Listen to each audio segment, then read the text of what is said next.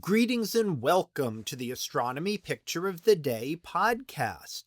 Today's picture is titled NGC 2442, Galaxy in Volans. So what do we see here?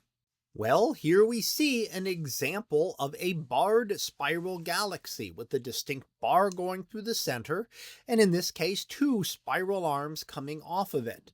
Now we'll note that the two arms are not symmetric. Often when we see a spiral galaxy, there seems to be a lot of symmetry with it. Maybe not perfect symmetry, but usually not this distinctly different. Here we have one very small arm toward the lower left and a much larger arm toward the upper right.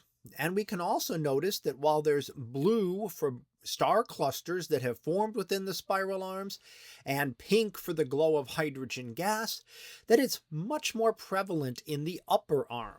Now, why we think that might be the case is that there's another galaxy in this area, in fact, just off the upper right of the image, and it's likely that these two galaxies have been interacting.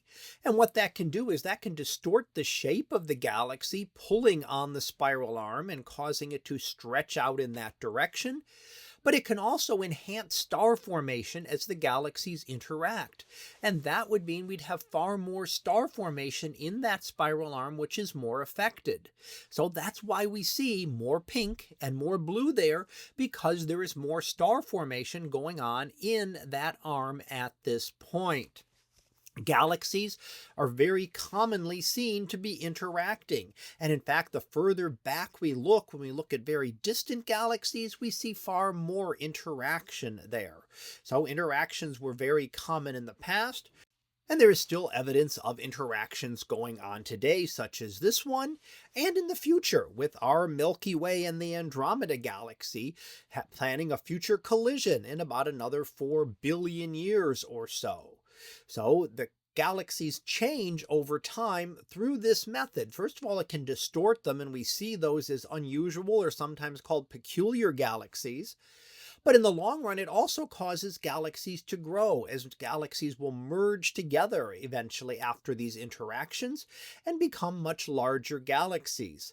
So when we look back in the distant past at those early galaxies right after the Big Bang, they were much smaller than the galaxies we see today.